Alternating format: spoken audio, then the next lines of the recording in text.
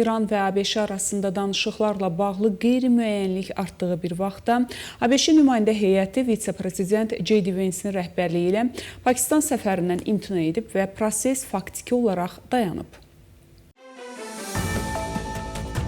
ABŞ-nin nüfuzlu media qurumları, o cümlədən The New York Times və CNN-in məlumatına əsasən Vance'in İslamabada səfəri təxirə salınıb və bunun səbəbi kimi Tehranın Birləşmiş Ştatların danışıqlar təkliflərinə cavab verməməsi göstərilib. Məlumata yaxın bir ABŞ rəsmisi deyib.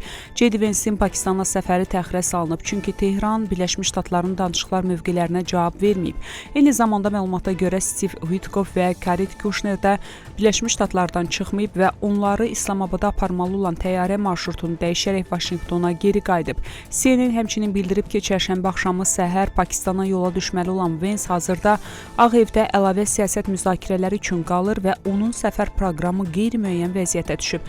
ABŞ rəsmiləri prosesi təxirə salınma kimi təqdim etsələr də bu inkişaflar göstərir ki, Tehranın cavabı olmadan danışıqlar faktiki olaraq dayanıb və İslamabad hələlik ABŞ nümayəndə heyətini qəbul etməyəcək. ABŞ prezidenti Donald Trump son bəyanatında hərbi hazırlıq davam etdiyi halda İranla atəşkəsi uzatdığını və dəniz blokadasının davam etdirilməsi barədə göstəriş verdiyini açıqlayıb. Trump bəyanatında yazıb, İran hökumətinin ciddi şəkildə parçalanma və zəifləmə yaşadığını nəzərə alaraq ki, bu da gözlənilməz deyil və Pakistanın baş naziri Şahbaz Şərif və ordu komandanı Asim Munirin xahişi ilə bizdən İran ərazisinə hücumu dayandırmaq istənilib ki, onların rəhbərləri və nümayəndələri vahid və koordinasiyalı təklif hazırlaya bilsinlər. O əlavə edib, buna görə də mən orduya göstəriş vermişəm ki, blokadanı davam etdirsin və digər bütün sahələrdə tam hazırlıq vəziyyətində qalsın. Buna görə atəşkəsi onların təklif təqdim etməsinə və danışıqların nəticələnməsinə qədər necə olursa olsun uzadıram. Bu açıqlama danışıqlar prosesində dalanın yarandığı və Tehranın hələ də danışıqlarda iştirakla bağlı yekun qərar vermədiyi bir vaxtda səsləndirilib. Bu isə atəşkəsin gələcəyini birbaşa danışıqların nəticəsinə bağlayır. Tehran, Birləşmiş Ştatların Hörmüz boğazının blokadasını aradan qaldıracağı təqdirdə danışıqlara hazırdır. Bunu ölkənin BMT yanında daimi nümayəndəsi Əmir Səid İravani bəyan edib. ABŞ danışıqların yeni raundu başlamasından əvvəl atəşkəs rejimini pozmağa son qoymalıdır. Blokada aradan qaldırılan kimi İslamabadda növbəti raund keçiriləcək deyə o deyib. İravani vurğulayıb ki, İran hadisələrin istənilən senari üzrə inkişafına hazırdır. Hərbi təcavüzü biz başlatmamışıq. Əgər onlar siyasi həll yolu axtarırlarsa, biz hazırıq. Əgər müharibə istəyirlərsə, İran buna da hazırdır deyə o qeyd edib. ABŞ prezidenti Donald Trump hesab edir ki, əgər dəniz blokadası ləğv olunsa, İranla razılaşma mümkün olmayacaq. Trump bu barədə öz Traz hesabında yazıb. İran Hörmüz boğazının bağlanmasını istəmir. Onlar gündə $500 milyon qazana bilmək üçün onun açıq olmasını istəyirlər. Onlar deyirlər ki, yalnız mən onu tamamilə bağladığım üçün bağlı qalmasını istəyirlər.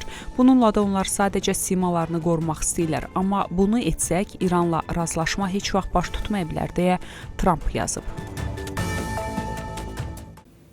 Sepaha məxsus sürətli qayıq Omanın şimal-şərq sahillərindən 28 kilometr məsafədə konteyner gəmisinə yaxınlaşaraq xəbərdarlıq etmədən atəş açıb. Bu barədə Britaniya Dəniz Ticarət Mərkəzi məlumat yayıb.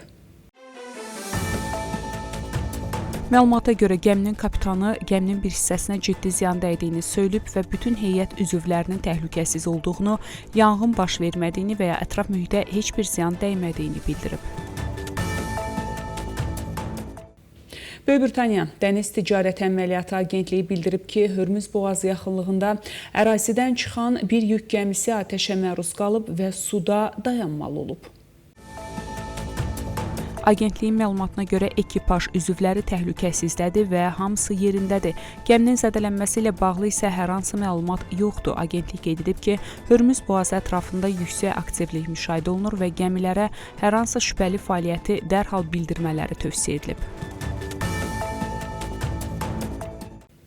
Hörmüz boğazından keçməyə çalışan 2 gəmi Sepahın hərbi dəniz qüvvələri tərəfindən saxlanılıb və İran sahillərinə gətirilib. İran mediasının xəbərinə görə bu barədə Sepah bəyanat yayıb.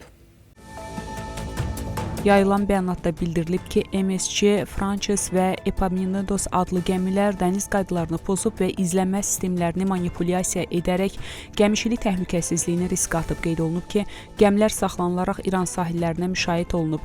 Bəyanatda həmçinin vurğulanıb ki, Hörmüz boğazında təhlükəsizliyin pozulması qırmızı xətt hesab olunur.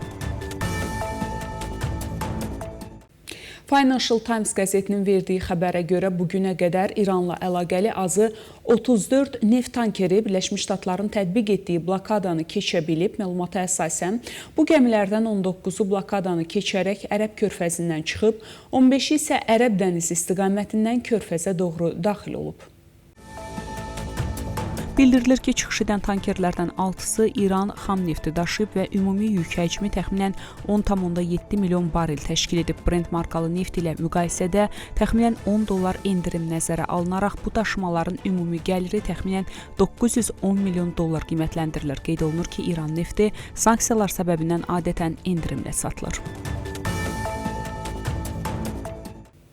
30 ölkənin hərbçiləri Hörmüz boğazının təhlükəsizliyi ilə bağlı Londona toplaşır. Belə ki, 22-23 aprel tarixlərində Londonda 30-dan çox ölkədən hərbi ekspertlər Hörmüz boğazının yenidən açılması üçün formalaşdırılacaq hərbi missiya üzərində işləyəcək.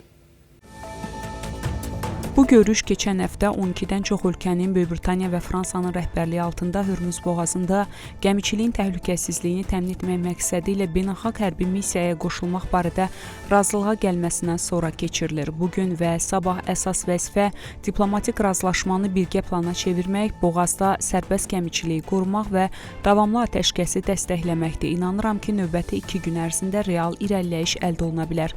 Böyük Britaniyanın müdafiə naziri John Healey deyib. Britaniya tərəfi qeyd edib ki, danışıqlarda hərbi imkanlar, komanda strukturu və qüvvələrin regiona yerləşdirilməsi məsələləri müzakirə olunur. Məqsəd, şərait uyğun olduqda su yolunun yenidən təhlükəsiz şəkildə açılmasıdır.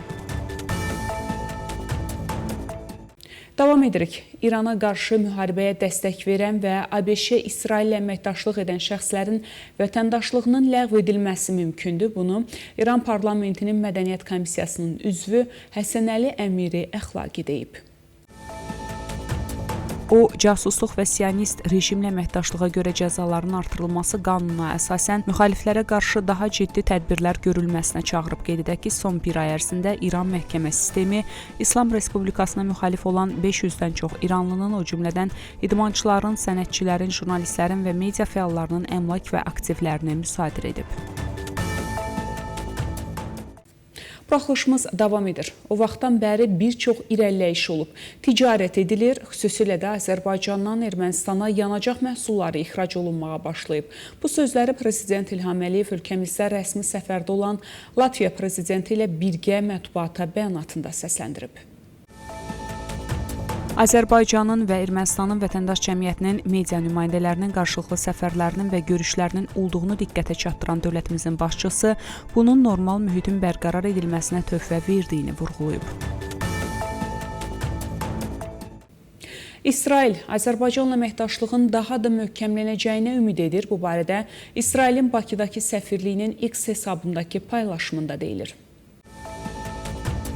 Paylaşım İsrail müstəqilliyinin 78-ci ildönümünə həsr olunub. İsrailin 78-ci ildönümünü qürurla yad edir və İsrail ilə Azərbaycan arasında dostluq və əməkdaşlığın bundan sonra da daha da güclənəcəyinə səmimi ümidimizi ifadə edirik. Müstəqillik günü mübarək İsrail deyə paylaşımda qeyd olunub.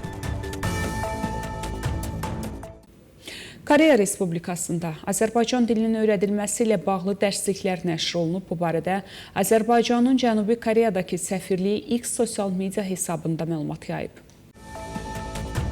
Bildirilib ki, Hankuk Xarici Dillər Universitetinin Türkiyə və Azərbaycan Araşdırmaları Departamenti tərəfindən ərsəyə gətirilən dərsliklər Azərbaycan dilinin A1, B2 səviyyələrini əhatə edir.